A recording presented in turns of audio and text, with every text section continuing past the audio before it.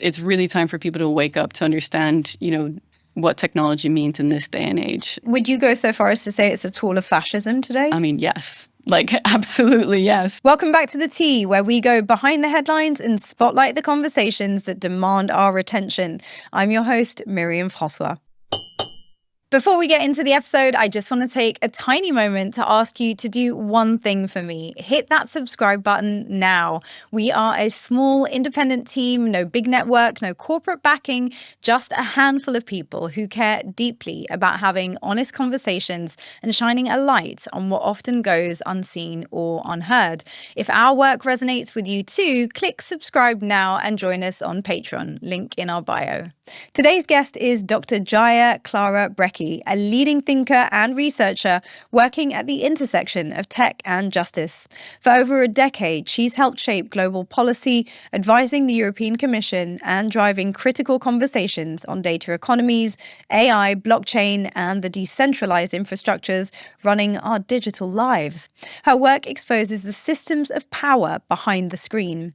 This year alone, US AI startups raised over $100 billion. Governments are pouring in cash too. If you're not investing in AI, you're not in the game. Today, we're digging into the hidden architectures of power shaping tech, techno-fascism, the AI arms race, surveillance, and what it means to live in a world where unelected tech billionaires hold more power than governments. So, pour your tea, let's get into it. Jaya, welcome to The Tea. Thank you. And thanks for that introduction.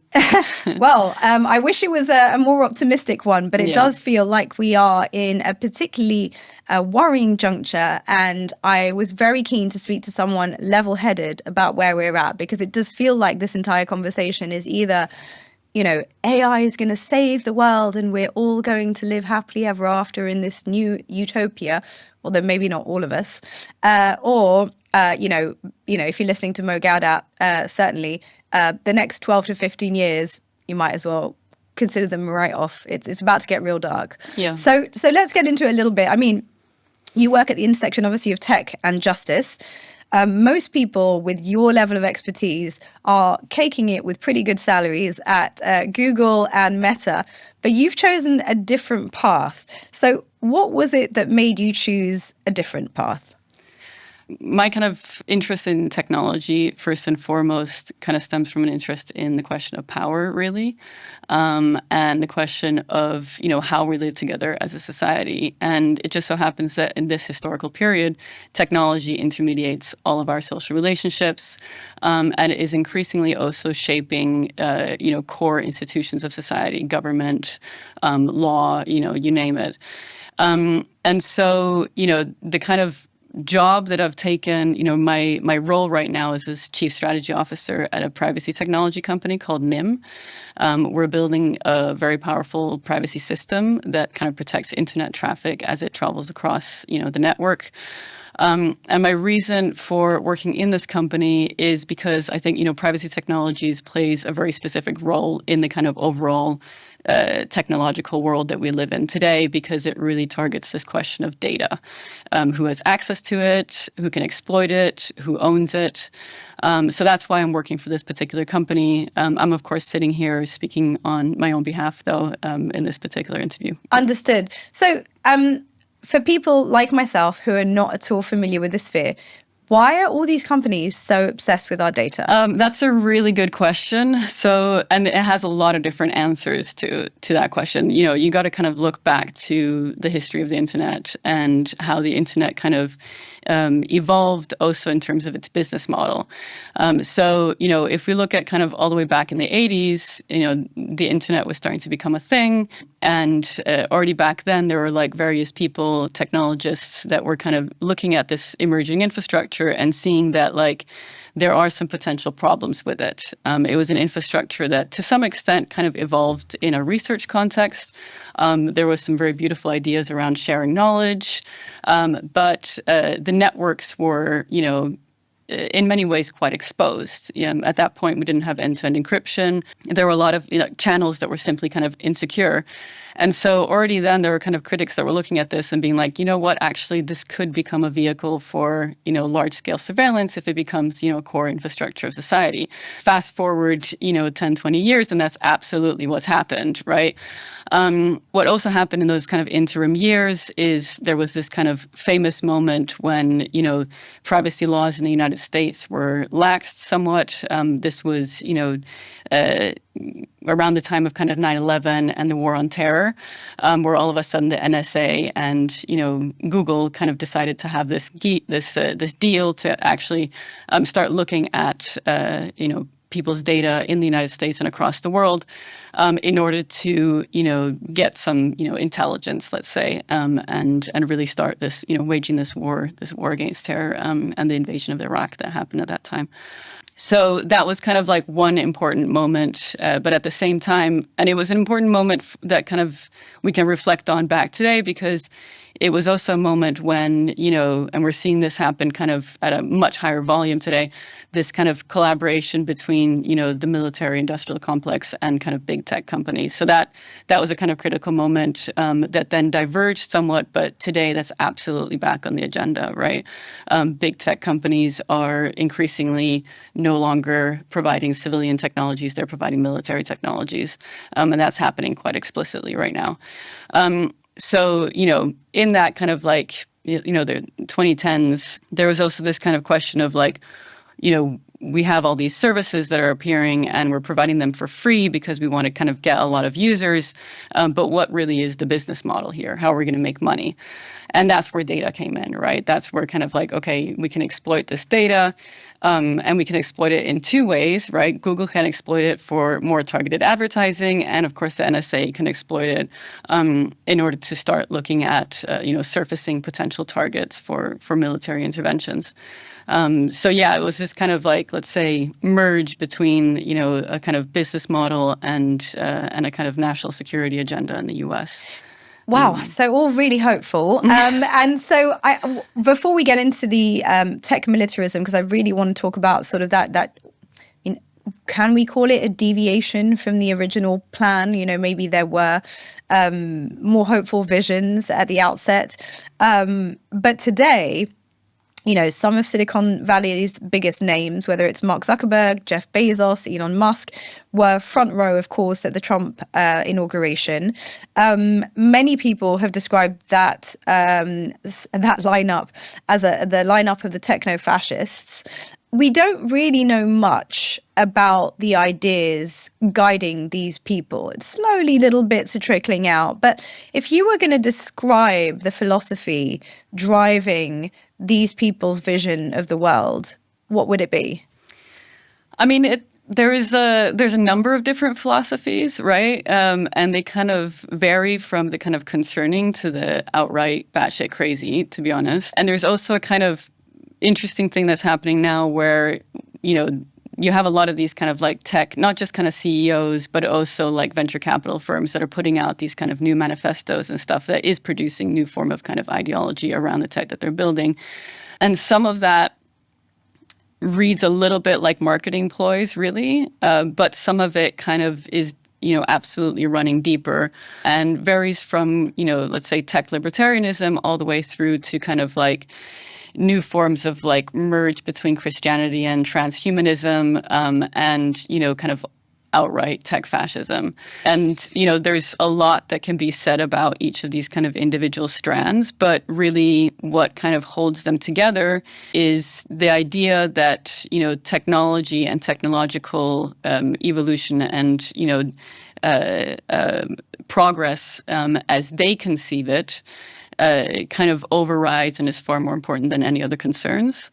And also that kind of has a convenient but also quite core to the ideology, combination with kind of market economics, really, and market agendas. And then there's, usually some, quite crazy element of kind of eugenics and, some sort of like, neo-Darwinism that comes into play as well. I mean, we can get into detail on some of these things for sure, because I think it's definitely worth talking about. Yeah. So tech libertarianism, which is something I hear a lot paraded as if it was actually something quite positive. It's got the word liberty in there, surely, Jaya. It must be a good thing. Yeah. Tech libertarianism, to me, is kind of like this cute offshoot compared to what we're really dealing with today. Libertarianism, there's kind of like, it has the word liberty in it. It's generally people that don't really like the state very much, but they're all for freedom. And you see the kind of like, tech elite pander a little bit to those ideas. And there's definitely a lot of this kind of like usage of the language of freedom and science and progress and technology. But it's so important not to fall for their marketing ploy. Because when you look at it, we're not talking about freedom when we're talking about how ICE, is raiding kind of homes and incarcerating people in the U.S. right now. We're not talking about freedom when we're talking about the invasion of countries. We're not talking about science when we talk about the bombing of all universities that existed in Gaza. We're not talking about, technological progress when it's the tech progress of, 5 people that holds billions and billions. I think both from the critics and definitely also from the proponents, people tend to fall for the marketing ploy here. People tend to fall for the kind of like, also because it's easy, right? They paint this picture of like, American dynamism, right? We're going to kind of reignite, the kind of U.S. dominance of the world by becoming tech leaders and really drive the kind of like, humanity towards scientific progress. And part of that is important to understand. That's like, yes, that's their agenda, is like U.S. dominance via technological domination. But also we need to kind of like look a little bit at the empirical evidence of like, what is the type of tech that they're really talking about? What is the type of science that they're really talking about? And what is the kind of technology, science, thinking, social ideas around, how we live together and so on that get destroyed in the process, right, of them kind of pushing through with their agenda. And what changed from January the 20th? Trump's inauguration, we suddenly see these people kind of propulsed to the front of the stage. So what's changed? I mean, what's changed for me personally is that I no longer sound crazy when I'm talking about these things. It's become kind of quite evident that there is a new set of ideologies that's gaining ground. Like just 5 years ago, there was a little bit this kind of, Silicon Valley was kind of like, anti-government, at least in their kind of like thinking. And they kind of, it was more liberal libertarian kind of ideal. But now there is a new agenda that's taking shape, which is, it's effectively almost like a tech coup. It's replacing core government functions with software. And it's replacing institutions with, the total domination of, a handful of rich billionaires, really. And that's happening in an explicit form in the US, but it's happening in a subtle form in Europe also. Because, guess who's getting all the defense contracts from NATO and in the European Union? How many people, how many of these companies are actually starting to, run our core societal infrastructure? And that's not how to put it. Sometimes it feels like when people think about technology, they still think about kind of a little cute piece of software that I download on my computer and that allows me to do things, right? It's neutral. Technology's maths, right? It's just neutral. Yeah, it's just neutral. I can choose whether I want to use it or not. I mean, that's just not the case anymore. We're talking about infrastructure that's deeply ingrained in societal processes. And this infrastructure and the people that run these companies that produce this infrastructure are gaining incredible control over the ability to decide how a society functions, what it means to live in a society together, what a good future looks like, all these kind of fundamental questions that really should be democratic questions, but that just aren't anymore when you have, software that lives in the cloud that, these billionaires control, actually running our core societal functions. So that's kind of, I think it's really time for people to wake up to understand, what technology means in this day and age. It's not a software package that you can choose whether you use or not use. It's the glue that holds society together. And would you go so far as to say it's a tool of fascism today? I mean, yes. Like, absolutely, yes, because it's not about democracy anymore. It's about control, and it's about military agenda. It's about kind of profit and corporate agendas. So, yeah. So when we were doing research for this program, I found out that Elon Musk's grandfather, I don't know if you know this, Joshua Haldeman, was the Canadian head of a movement called Technocracy Incorporated in the 1930s in Canada. Now, this was obviously during the Great Depression and a time when fascism was rising across Europe. And he, decides that there is a solution to those times, which is to replace democracy and put engineers and scientists in power in their place. And he moves his whole family to South Africa, where he then becomes a big endorser of apartheid. No shocks there. Very anti-Semitic, openly anti-Semitic also. How long exactly has this techno-fascistic agenda been in the works? Because this is from the 1930s. Yeah. I mean, I think it's a tendency that's been around throughout modernity, really. And like, I'm very interested in this kind of idea of like the engineer as a kind of social actor, right? For a lot of different reasons, because, engineers, I've written about this in the past and in some papers that I've published, what happens when engineers produce markets, which is the case in crypto, right?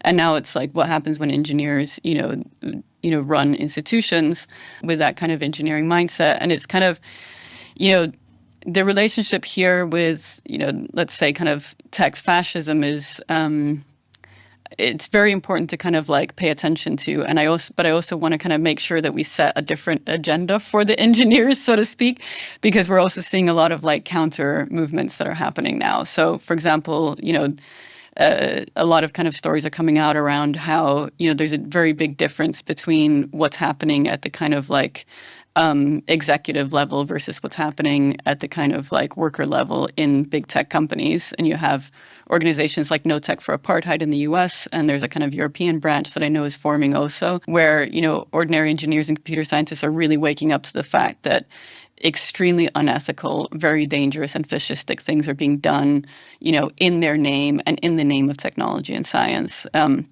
So that's like one thing. But there is definitely like this kind of like longer historical trend, as you mentioned, of this idea of kind of engineers needing to take over societal functions, and that kind of like playing into a fascist agenda. It's something that I traced in my PhD also, which was a political analysis of Bitcoin and Ethereum protocols, where, some of the people that I would encounter had this, it was a kind of ideology and a kind of thinking that had to do with, human messiness. So it's like, politics is this kind of like messy things. Human beings can kind of lie, and, you can never trust politicians. You can never trust humans. What's a much more kind of clean and rational way to go about running society?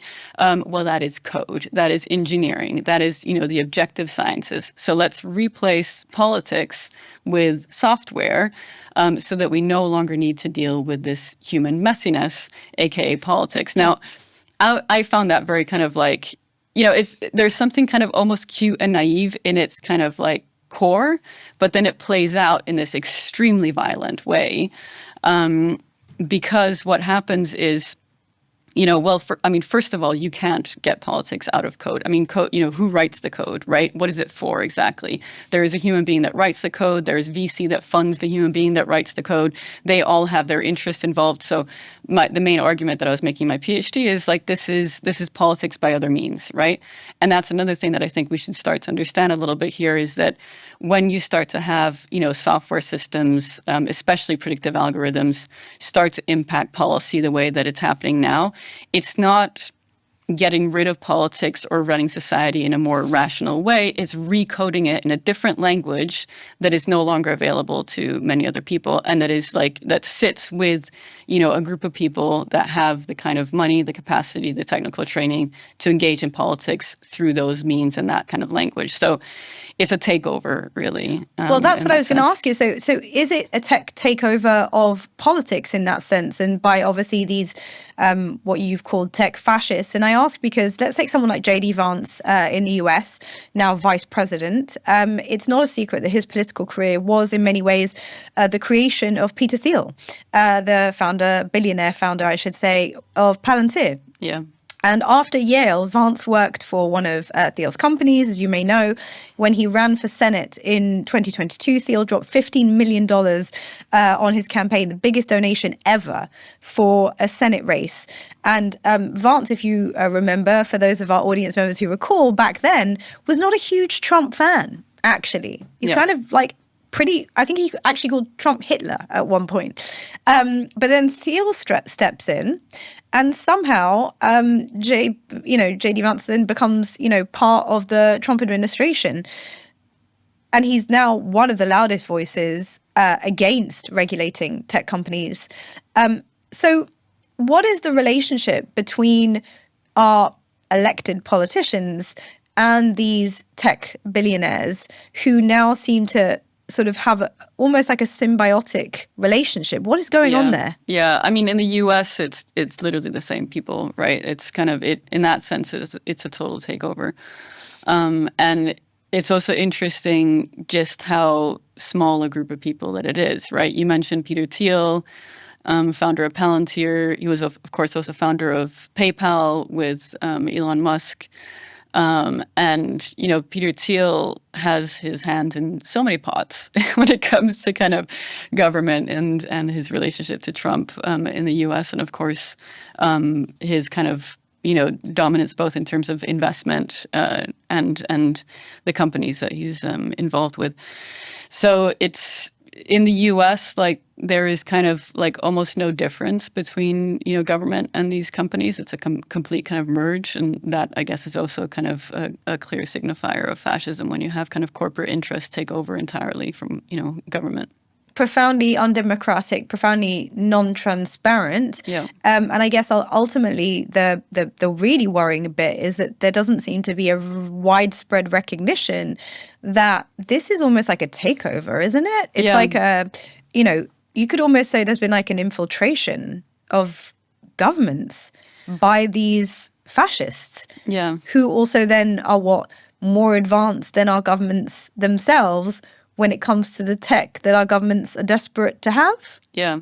Is that a fair picture?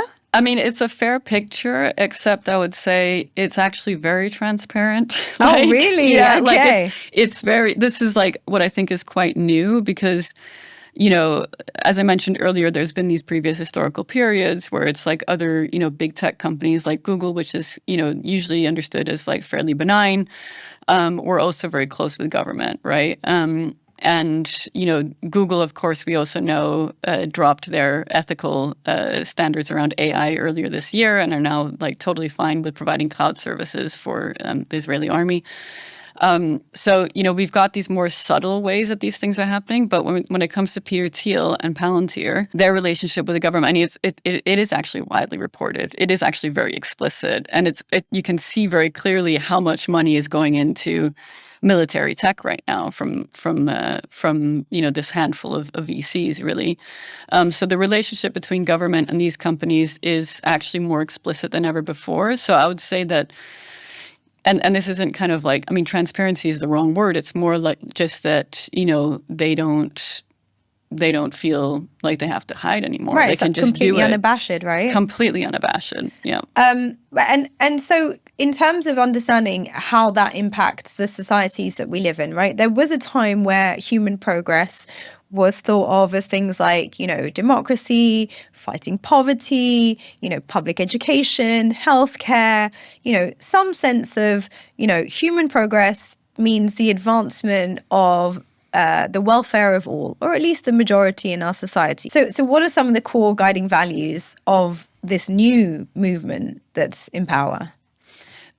So it's important to understand that American dominance is a big part of it. So there's really this attempt to create this kind of like new nationalist agenda, really. And then kind of like on a deeper level, there was this interesting New York Times interview with Peter Thiel that became quite famous. Yes, indeed. Where, I think he gets asked something like whether the human race should survive or humanity should survive. And he kind of like pauses and there is this kind of fumbling about. And the interviewer gets like quite shocked in that moment and kind of pushes him a little bit on the topic. And that's an interesting moment because it kind of shows like it was a kind of small window into the kind of transhumanist ideas that are also driving someone like Peter Thiel in particular, that really has to do with like almost this Promethean desire to kind of overcome, human limitations through technological augmentation. So like my read on that situation was basically that Peter Thiel is, thinking that maybe humanity shouldn't survive in its current form. And there's a next stage of evolution. It comes from this like very like it's like almost this kind of like early teenage kind of like realization that, oh my God, humans can do fucked up shit and be bad, and it's like, how are we gonna and rather than kind of grappling with that and living in the complexity of what it means to be a human being, there is this almost like death drive, really, and it's become this kind of death cult, where in Peter Thiel's context, he kind of marries it with a kind of new form of transhumanist Christianity that's like almost like doing God's will. That, you kind of, the idea is that, technological progress, scientific progress needs to go headlong in this kind of Promethean direction of kind of the eradication of the human race for a higher intelligence to appear. And that's like, I laugh because it's kind of, it's intense, but this is really kind of like some of the background thinking that's going on here. I mean, it's super intense because he's an extremely powerful, extremely wealthy man. Yeah. Driving policy in the most powerful country in the world. Yeah. And, you mentioned religion, the idea that he's being driven, it's, the way you describe him, I'm hearing like some stunted, nihilistic teenage boy, with, Christian delusions of grandeur around his right to make choices over the future of humanity, only that, in a position where he can actually manifest that dream.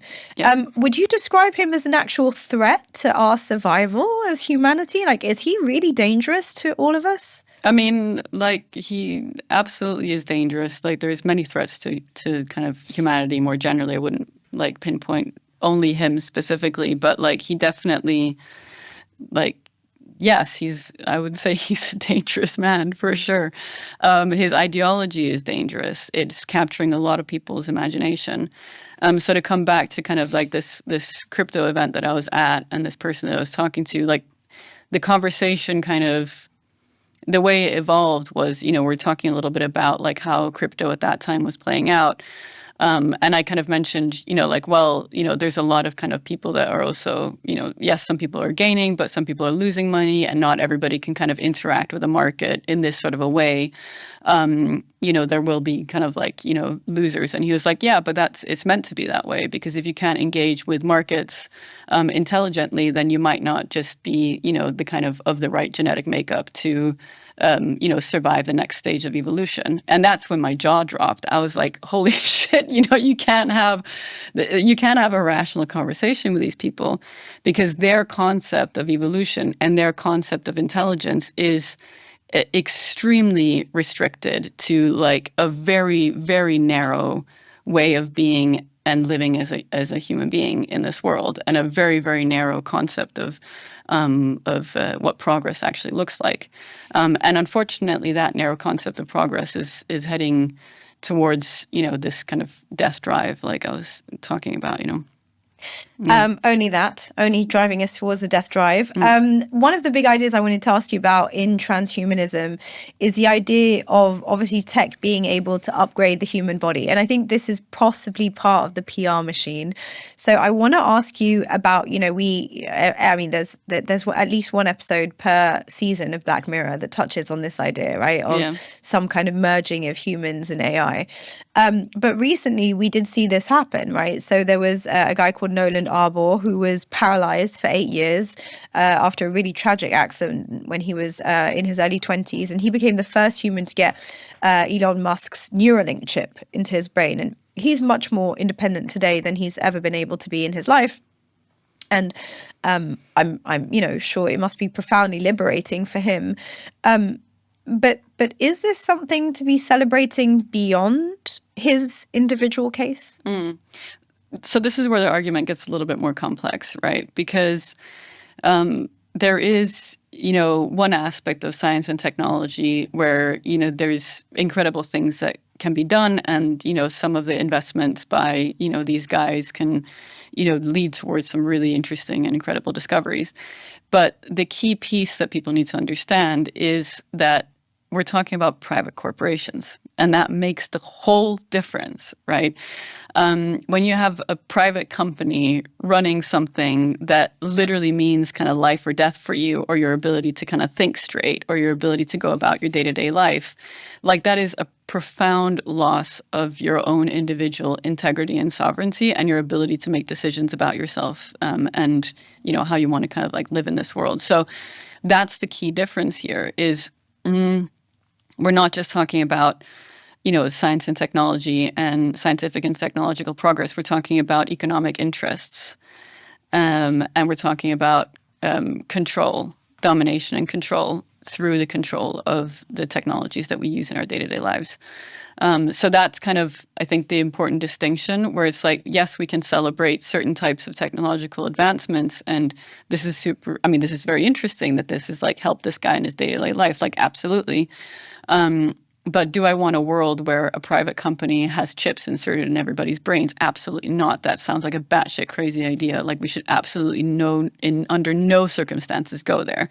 Like, it's bad enough already now that, our core government functions and, now the NHS as well, like has, basic infrastructure that's being run by, private companies that are explicitly stating that they have U.S. military dominance as their main aim right now, right? That's a total loss of kind of societal sovereignty. But let alone bodily integrity when we're talking about this sort of enhancements. Yeah. So, and I think that's where it's very important for people to, again, not fall for their marketing, that like when we're talking about scientific and technological progress, it's not just Musk and Thiel and their private companies that can achieve that. We can achieve that without those sorts of that sort of economic total domination and control. And it should really not happen via private corporate interests. That's a very, very bad idea. You mentioned that it's actually more so about military dominance. So to circle back to that, Peter Thiel recently described in that same interview, actually, that's been doing the rounds, if you caught it, he described Greta Thunberg as more dangerous than the father of the hydrogen bomb. And I just want to ask you, he went so far as to call Greta Thunberg the Antichrist. Why is Peter Thiel calling Greta Thunberg the Antichrist? What is he so scared about from, this young Swedish climate activist? Yeah. Well, what he's scared about is, her values. And it's the fact that she presents a different agenda for the world that runs counter to his, quite frankly, because she's pointing towards and she's highlighting limitations to the world. She's highlighting, damages to the climate as a result of this type of kind of unbridled, headlong rush towards a very specific type of technological development that Thiel represents, right? I think when he says Antichrist, I'm guessing it kind of comes back to a little bit this Christian transhumanist kind of idea that he has that in his view, he's doing kind of God's work by propelling humanity towards this kind of like new stage of evolution through kind of human augmentation and, ideally kind of AGI or whatever. And so Greta Thunberg, as being a climate activist, I mean, there's so many climate problems with, that agenda that Teal represents because, we look at data centers, for example, the amount of energy and water and resources that it takes to, build these very, very large AI models.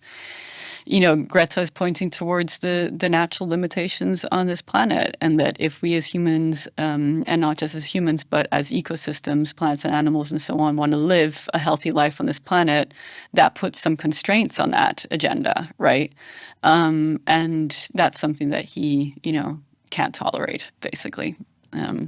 So the real threat is any of us who contest the dominance of these techno-fascists are, he uses the term antichrist for her, which is very loaded language. It's very violent language, especially if you believe in things like the antichrist, right?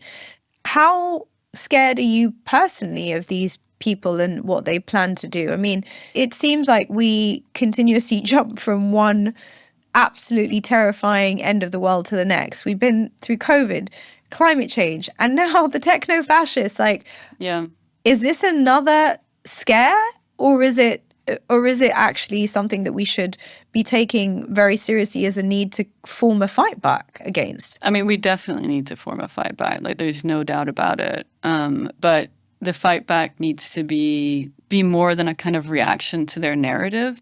Really, what we should be doing is looking at what's happening on the ground, and really start building a different pathway for technology and scientific progress, and develop a different narrative around what real scientific and technological progress actually looks like for the majority of humanity. Because there is this other tendency to kind of almost pit like the kind of corporates and their tech versus the rest, and that it's like people's imagination of what technology looks like gets totally caught up with their agenda. But actually, it's not kind of humans versus tech. It's like some people and the machines that they want to develop that actually happens to have a certain death drive versus other people and the types of machines that we can create that actually are beneficial to humanity. You mentioned militarism several times throughout the interview. We often hear the idea that AI is the arms race of our generation. What does that really mean? Is it that AI is basically going to overpower existing forms of militarism and reshape how wars are being fought? Or is it that there's going to be an extension of the ways in which we fight these wars using AI? I mean, what exactly does the AI arms race look like and mean? Yeah. Well, the AI arms race means, first of all, technological dominance, right? And I mean, AI is a general purpose technology that potentially affects like a lot of different areas. So military is definitely one of them, and it's very important. And that's the kind of literal translation of what an AI arms race means. And here we're talking about automated weaponry, and we're talking about intelligence, right? So why is automated weaponry important? It's because it changes the social dynamics of war in very fundamental ways. It means that you can wage wars at a distance, and it means that you can double, triple, 10x your army by having kind of one soldier control, a fleet of 100 kind of remote drones or other forms of automated weapons, right? That kind of is a very dark scenario, and that's like definitely the race that's happening right now. If you see the amount of investment that's going towards automated weaponry and drone firms in particular. And that changes not just what's happening in the battlefield, but it also changes, how war is perceived on a kind of domestic level. So, Trump has had a little bit this kind of problem of promising, no more wars and promising kind of like America first. Yeah, exactly. America first. But this idea that like, you don't want to send more soldiers out in the battlefield. So how do you kind of like solve that conundrum of wanting military dominance, but having a kind of domestic political situation where you can't, send out a kind of, army in the same way that they did in Iraq or Afghanistan. And And so that's where kind of automated weaponry solves that kind of like political problem, let's say. So that's one aspect of the AI arms race, which is absolutely an arms race in the literal sense. It has to do with kind of military dominance. The other aspect is kind of the metaphorical sense, which is, who gains, the most advantage as being the kind of like both kind of not just military dominance, but also economic dominance, because there's like two things that AI kind of can like contribute or do, which is prediction and automation, right? And those are kind of like things that like, affect industries across the board, really. So, and that has a huge potential economic impact. And that's where, US and Trump is also trying to seek dominance, let's say. And so you spoke earlier about kind of the risk of private companies being in control of this data, but presumably the people pushing the militarism side are the governments. They're the ones also investing huge amounts of money, right? So big tech companies are investing billions. Just this July, the US military handed out $800 million in AI contracts. When you say that we can't leave this tech in the hands of private corporations, I look at the governments in power and think, but can we trust the governments with it? The short answer is no, right? And we need completely different governance mechanisms when it comes to data and exploitation of data. It's something that we've needed for, a couple of decades, really, and it kind of pains me that we haven't got any further. And as someone that works in kind of like privacy technology, it's kind of, when you map out the kind of data pipeline and how, data gets, produced and extracted on various kind of digital platforms and then goes through these like hundreds and thousands of kind of data brokers that sell it on open marketplaces, it gets sucked up into data centers and used for, various forms of training of algorithms or other forms of profiling and targeting systems. Like that whole pipeline is a mess. I mean, it's an absolute mess, right? And it's a total free-for-all. Yes, there's regulation that's come in place. Yes, we have the General Data Protection Regulation, GDPR, that Europe put into place. But that being translated into a technological reality where our individual personal data, our behavioral data, our online habits, and so on, is not being exploited, has just not happened. Like, it's just not happened. Like, we got kind of banal cookie banners, and that's all we got, right? But can they even regulate it? So, I mean, I feel like this is also part of the debate, right? It's like we keep talking about government regulation, but my understanding is that these tech companies are so far more advanced in terms of understanding the tech, producing the tech that governments themselves rely on. I mean, that's what the government do. They outsource contracts to these people. Yeah. So how could they possibly be expected to regulate the people that they go to for tech? Yeah. I mean, there's government, but there's also kind of politics, right? And different kind of, it's possible to have a politics that, tries to advance a different agenda for how these dynamics play out. Like, I would say that there's a certain kind of narrative of government versus tech corporation that the kind of U.S. libertarian Silicon Valley kind of like they managed to export that to the rest of the world. So now everybody assumes that, government and tech are kind of head to, kind of in this kind of like fight, right? Titanic fight, right? But it's like, actually, that's not what plays out. What really desperately, needs to happen is that regulation is seen as a kind of opportunity for innovation, so that regulation is really understood as part of a democratic process. So this isn't about quenching innovation. This isn't about holding back technological scientific progress. It's about having a societal conversation around what is the type of technologies that we want to see in this world and what are the kind of parameters that should guide the evolution of those technologies. In my ideal world, let's say, regulation would roll out with huge amount of funding that can actually, kickstart new innovation in a field that, sees that regulation as an opportunity to have a conversation around what direction technologies should take in our society.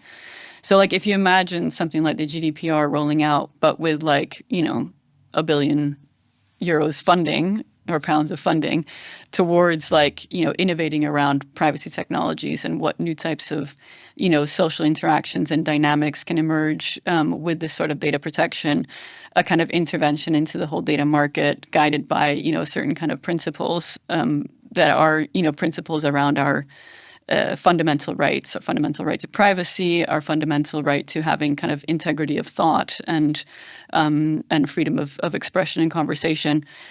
You could imagine something really beautiful happening, if that was the case, right? You could really imagine a form of scientific and technological evolution that really is closely connected to society, much more than it is today.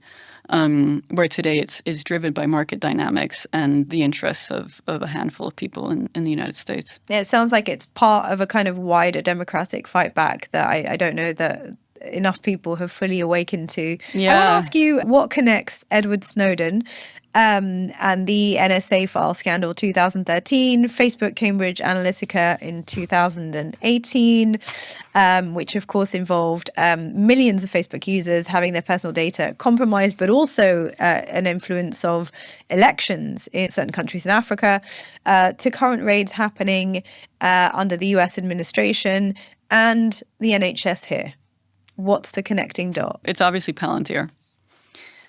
It's Palantir. And why is Palantir present in arguably some of the worst scandals of the last 2 decades at this point? Yeah. And given their history, I don't know. I mean, I'm the person, let's say, in charge of NHS contracts, handling the private medical data of every single citizen of this country.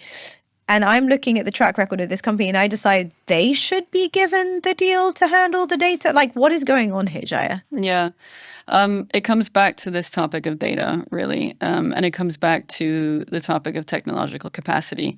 So, I mean, first of all, I've been asking myself that question, like, for the past year. I've just been, this is totally insane. This is batshit crazy. How? And not just the NHS, but like, any contract, like Palantir should not be getting any contracts. Like from my perspective, it's a national security problem, really, given their kind of like historical behavior. But the issue is that they produce software that gives insights, and they go in and they kind of deal with data contexts that are hugely complex. For government officials, for NHS, the NHS leadership, you have a software company that comes and promises to solve all your problems in terms of efficiency gains and insights. It's very, very hard to say no because there aren't many alternatives out there. And also, aren't they charging like £1 to do it? Yeah, I mean, that's the thing. This has been a little bit the model, right? It's like, you give services for free in exchange for an abundance of information. But that is wild to me. Like, how did our government get hoodwinked like that? Somebody comes up to me in a market and is just like, yeah, just give me access to all your private medical data. I'll handle it for you just for £1. I'm immediately hearing alarm bells. Yeah. Immediately. Yeah. In what version of reality are we to believe that the government is so naive that they're thinking, well, this is actually a pretty good deal?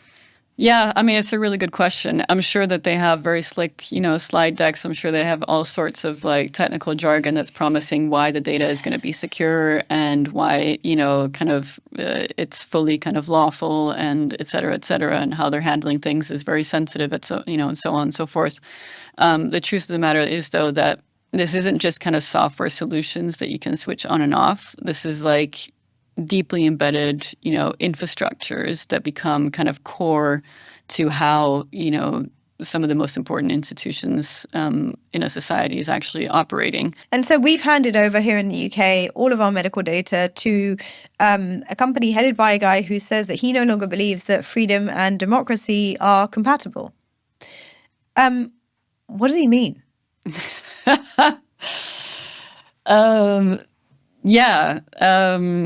I mean, it's these really annoying, banal understandings of freedom, where you have these individuals that, feel constrained by societal regulation, regulation that has been put in place by democratically elected officials.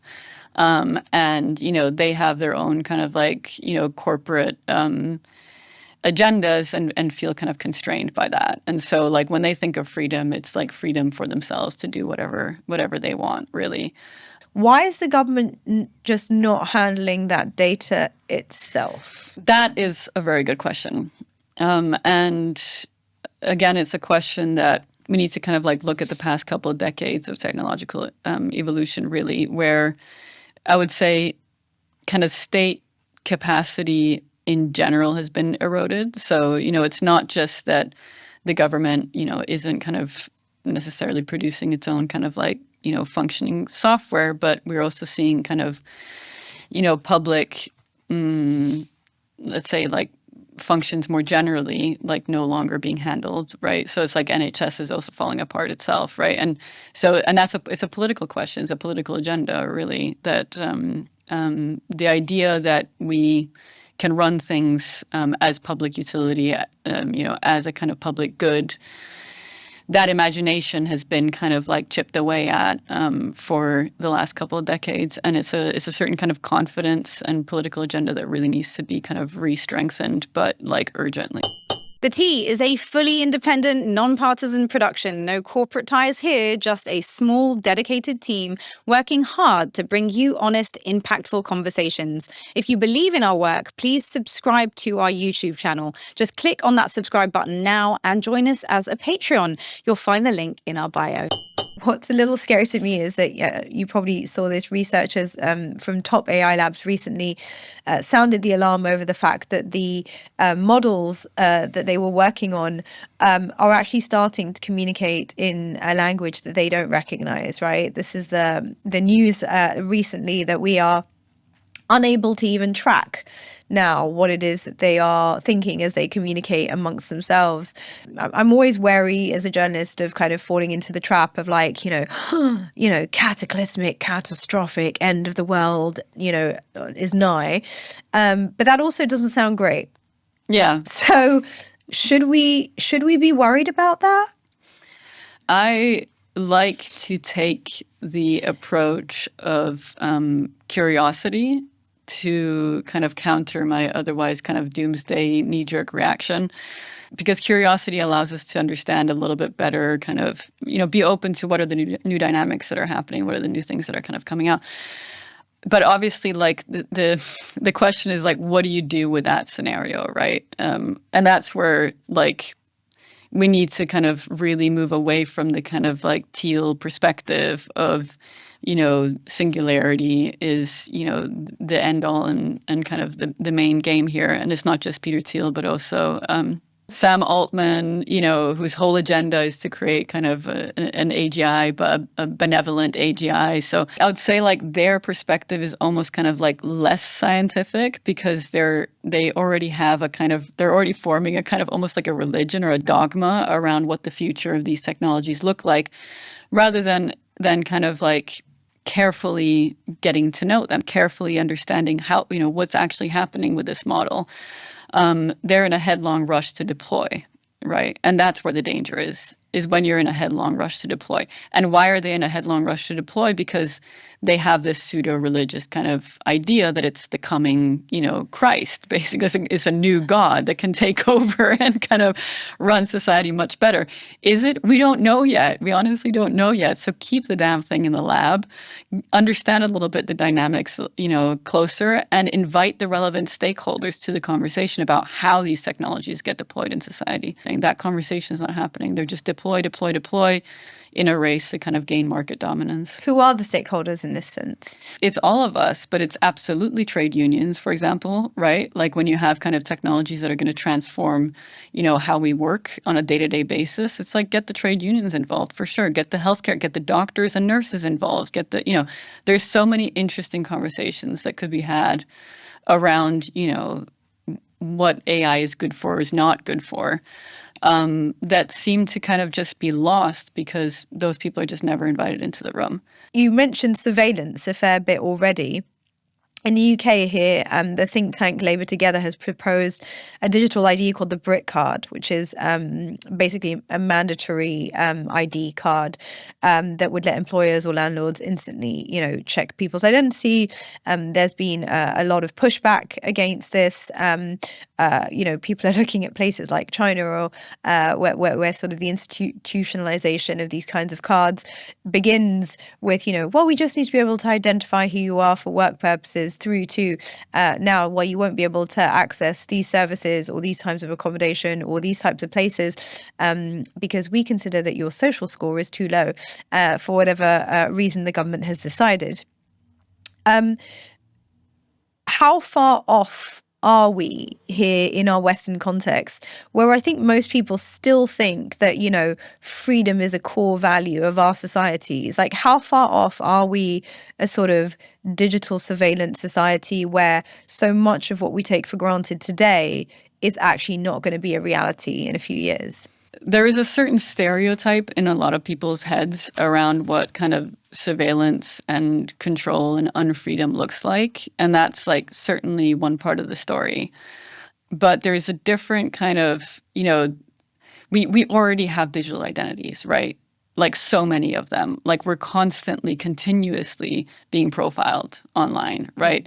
Both deliberately and kind of almost subconsciously. So it's like you've got, of course, your kind of social media profiles where you kind of post and you can almost like curate your identity, right? But then you also have the kind of more subtle profiling and targeting that's happening via some, what's called metadata, which is more your kind of like subconscious behavior. So it's like how you scroll, what you pause and look at, what you click on, what you don't click on, who you're communicating with, what time of the day you're communicating with them, how frequently do you access this particular website, And that provides a much more kind of fine-grained imprint on who you are, your psychological state, than, digital IDs would ever do. Like this is such a fine-grained level of surveillance. Less interested in you as an individual and more interested in a societal norm, and then surfacing abnormalities. And when they surface those abnormalities, that's when you become a target. And that's when you kind of, you get your house raided by ICE or, whatever else, right? You end up on some sort of a list. So it's a very different dynamic of surveillance than what people kind of like typically understand. So, for me, that's like already concerning, and that's been going on for the past 20 years. The fact of a kind of government-issued ID card in order to manage public services better, like, yes, it's kind of like there's some potential, risks there that we should definitely look at in terms of equality of access and especially also kind of squeezing out of undocumented people. And there's a lot of like, issues that should be tackled there. But we already have a problem of mass surveillance. But it just looks very different to what we're kind of used to. I wanted to ask you about the fact that last month, the OpenAI chief exec, Sam Altman, who we've mentioned, cautioned ChatGPT users for legal advice that their chats could be used as evidence in court if a crime is committed. Now, a lot of people are getting legal assistance on AI, but unlike a human, apparently AI cannot keep your secrets. Is that the same for Google? Is it that everything that we are putting questions into, whether it's Google, ChatGPT, Perpetuity, whatever, all of these are essentially just collating information on us that could be used against us in a court of law subsequently? I mean, yes. Yes. Oh, for God's sake, Jaya. That's insane. Think about how many questions you ask. Think about all the things that people are asking. I mean, now we've got this trend of people asking ChatGPT to be their therapist. This is like a long-standing debate online where people are basically, saying, well, I can't afford a therapist, so I'm sharing my innermost thoughts on with the AI. I mean, what are some of your concerns in this specific area? I mean, there's obviously the kind of concerns of, you as an individual revealing far more than you really should do to, effectively a kind of corporate platform, and you don't know how the information might or might not be used against you in the future. There are various kind of nitty-gritty privacy policies, legalities, and so on that to some extent might protect you. You can kind of claim to, require that or request that your data gets deleted and so on. Personally, I'm interested in systemic dynamics. And that's where I see the kind of like worrying trend, but also the kind of interesting question, which is, as human beings, we're used to engaging with each other with a certain kind of assumption of privacy, a kind of like privacy as a default. So it's like when I go and I, have a conversation with my best friend, at a pub or whatever, I'm assuming that it's just me and them speaking. And if there's anyone that's eavesdropping, I can kind of like actually easily spot them. So, in the physical reality, we have a set of habits and a set of kind of assumptions around how social dynamics and social interactions work. Those go out the window in the digital world, completely out the window. So as more and more of our social interactions, our economic interactions, because it's the same with, economic interactions, if you think about it, you go into a cafe, you pay with cash. It's like, the person in the cafe doesn't know where that cash came from. They don't know anything about you. They don't need to know your name. They don't need to know your age. They don't need to know anything about you. You buy your coffee. That's it. Relationship over, right? But when you pay for something online, it creates this whole data trail of, where that money originally came from, tied to your name, your credit card details, your, where you live, and so on and so forth. So you have all these traces. Our economic behavior, our social behavior, our subconscious behavior that is kind of almost creating this kind of digital fingerprint of societal behavioral dynamics. It's almost like an avatar of us in the digital world, right? Yes. That presumably these private corporations and governments can sort of come to understand us maybe even better than we understand ourselves. Yeah, exactly. And with regards to this therapy thing, and I know you're more interested in the systemic, but are we being encouraged to humanize the AI? Because I noticed recently that WhatsApp even has a new function where it's like, chat with me. And I caught my son the other day, like having a full-blown conversation with the AI. And I had to say to him, like, this is not a thing. Like, we don't speak to spooks. Yes, we're being encouraged to kind of humanize like chatbots and so on. In some ways, like it's reminiscent of like social media dynamics more generally, where it's like it's nice to have something that feels like a human that's talking to you. So nobody's going to complain about the humanization of the chatbot, right? But I find it creepy, but sure. Yeah, but at the same time, what happens is, or the reason why the chatbot is being humanized is because corporates have KPIs, right? Key performance indicators. Mm-hmm. They have certain objectives that they're trying to meet. And engagement is always high up there. It's like we need people to engage. We need people to keep chatting with our chatbot. We need people to, feel happy and content so that they keep kind of posting, interacting, engagement. This is the success metrics, right? So you have this kind of like, and this is where the systemic dynamics come in, where you have like the commercial interests and the kind of KPIs of corporates kind of like driving a certain type of technological progress that is like, it almost feels like headless, right? It's like nobody really has the kind of clear agenda until recently, which has now been turned into a military agenda. But before then, it was like this purely commercial agenda that was driving like these like, social like engagements and interactions, at the scale of billions of people. With no kind of ability to have a conversation about like, what does that mean for society? Is this the type of, do we consider this good? Is this like really the direction we want to be going? And now like that kind of commercial agenda has been surpassed by a kind of military agenda, or merged with a military agenda, let's say. And let's talk about that merge, because I suppose when we talk about military agenda, you've mentioned obviously the arms race, right? The idea that America is largely a waning power internationally, but it's still the dominant power, and it has to kind of fend off these aspiring competitors, right? Whether it's China or Russia or India. What's the agenda here? Is the agenda just to say, okay, we want to develop the most performative tech because that's going to allow us to remain the dominant power globally? Or are there actually other layers to that? Because I feel like that's a layer that's widely understood, right? Yeah. America wants to retain global dominance. Got it. Yeah. Understood. They've always done that. That's, behind all the wars we've seen really in our lifetimes.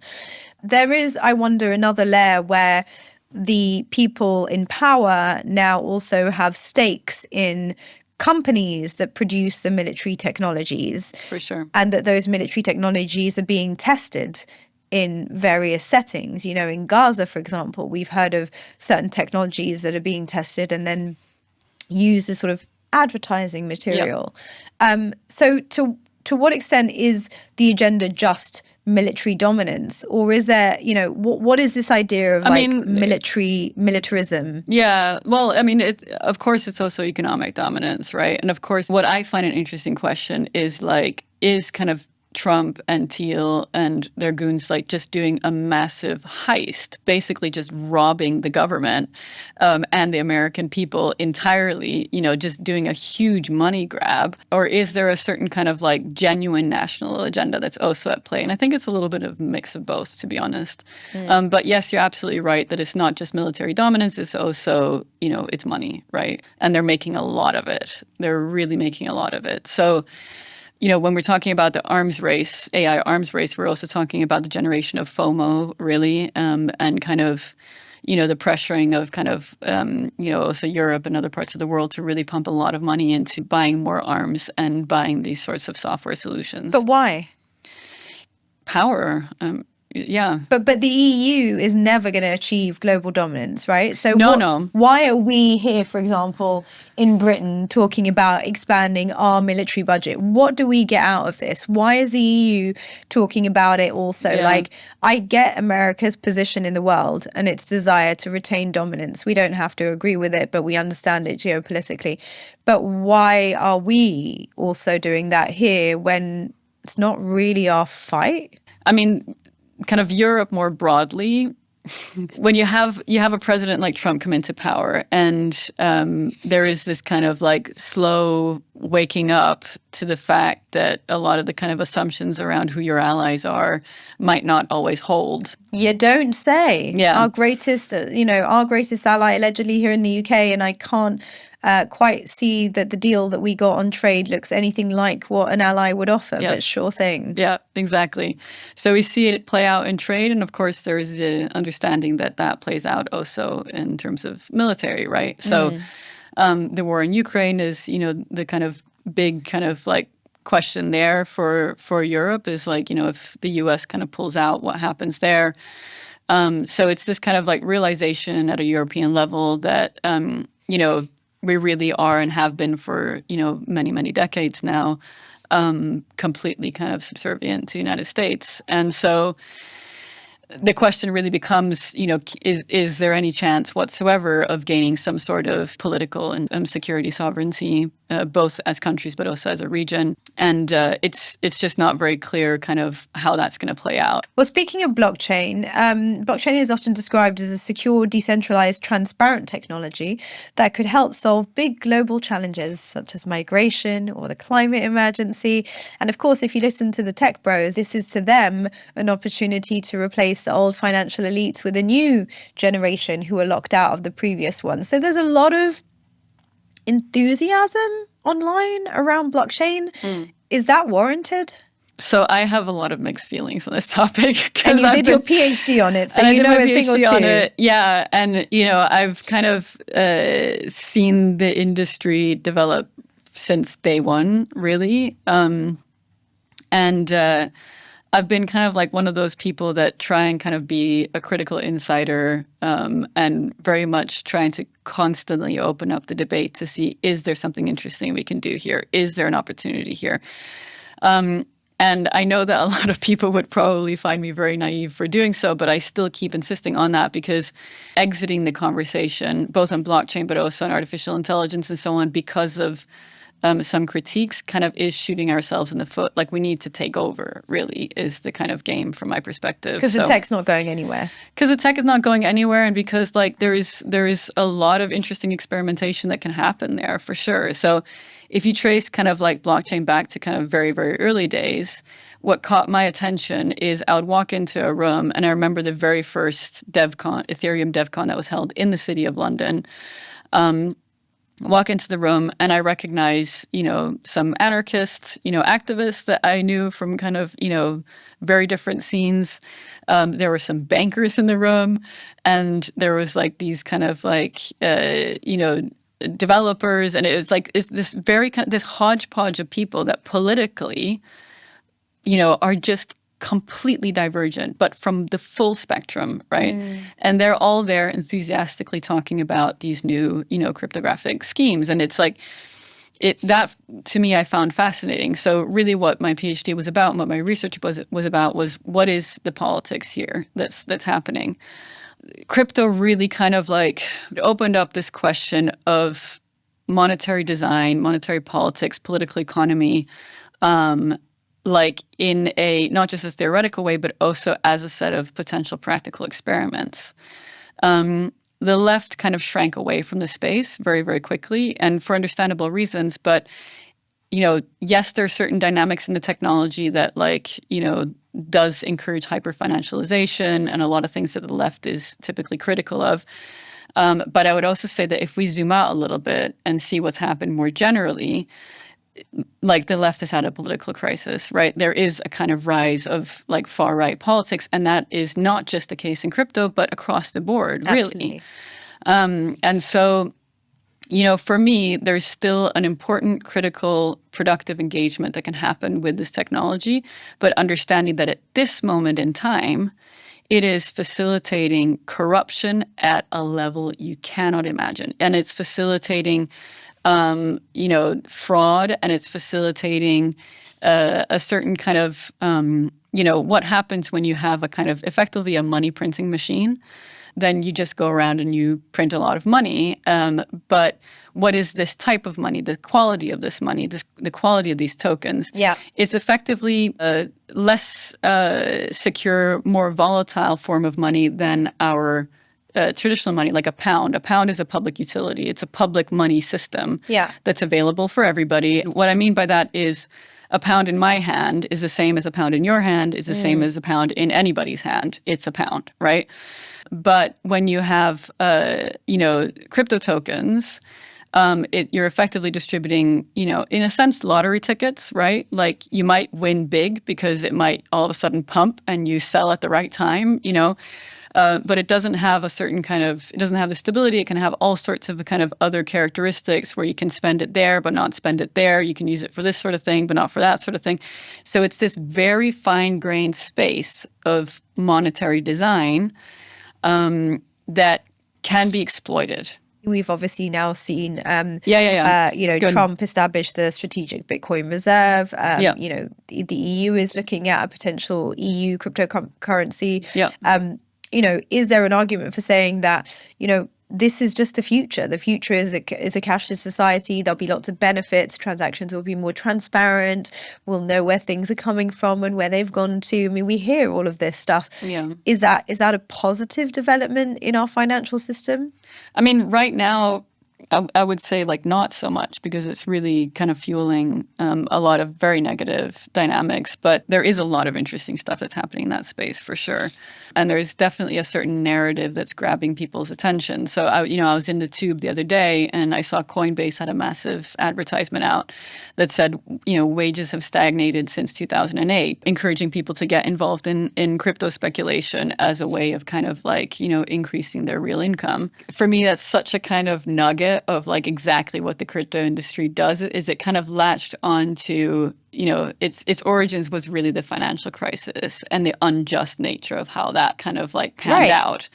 A lot of the kind of critiques and the narratives and the marketing that happens in that world is so spot on and resonates with me a lot, resonates with a lot of people. But it's so important, again, to kind of try and keep an eye on what's happening kind of empirically. So it's like a decentralized kind of network, a decentralized kind of crypto network can very easily actually result in centralization of wealth. And you see that happening over and over again, actually, is that it creates a kind of broad field of economic kind of like exploitation by those who are better at market dynamics than others, that are whales that can actually move the entire market towards their benefit. And market manipulation is something that these guys are very, very good at. I mean, like Musk and Trump, I mean, like they put out a tweet and you see the markets go like this, right? And they know exactly that that's going to happen. So it's not a level playing field, and it has a growing place in a society. It's growing, as a reality. It exists. And there are certain kind of directions that are more damaging than others for how crypto plays out. But seeing it as a replacement of a kind of effectively a public utility that keeps a kind of real economy running, we should not go there. That's not a kind of great idea. Like, we need to have some sort of democratically controlled money system that provides a level playing field for people. I just want to ask you, with everything we've discussed today, whether you still see tech as having some potential liberatory force within it. Because certainly for many of us on the outside, it actually just looks like very scary. It feels like we are being pulled into an authoritarian surveillance state at the speed of light. I don't feel like we even realize how fast we're descending into it. And so I find it difficult to look at the tech as anything other than an extension of government control and power. Do you still have hope in it? I have a different view on what tech is. Technology is a very broad field. And when most people say tech today, they mean technology as it's imagined by a very small group of people and their specific agenda. Do I think tech has a liberatory potential? I guess I don't necessarily believe so much in a kind of liberation endgame anymore. Like, I view kind of history and the human experience as a messy one, where, we're constantly working through problems, and we're constantly trying to kind of develop better, more sensible, more beautiful ways of engaging with ourselves, with each other, and the environment. And that's what I hope for that tech, can contribute towards. There's no quick solution here, absolutely not. And right now we're definitely rushing headlong towards a very dark reality, and that's because the imagination of what tech is and should be in society has been totally captured by a handful of billionaires, and government is being captured by a handful of billionaires in the process, because they're rolling out their tech as a replacement of government, and replacing certain kind of functions and capacities, and that's definitely something to be concerned about. Luckily, people who work in tech are waking up to this and are, speaking out about it. Luckily, some reporters are starting to pick up on this and really reporting about this dynamic. So we are seeing people kind of like fight back. But my hope is also that the imagination about what technology can be vastly expanded and represent like the true kind of like richness and diversity of voices among technologists and scientists, to really kind of like actually open up far more interesting conversations about the future of AI or whatever else, Final question. Yeah. For our audience members who are watching, who are concerned about the direction of travel, who are concerned about their privacy, what would you advise them to be doing right now at this time? I want people to understand that they are the experts on how technology is affecting their lives.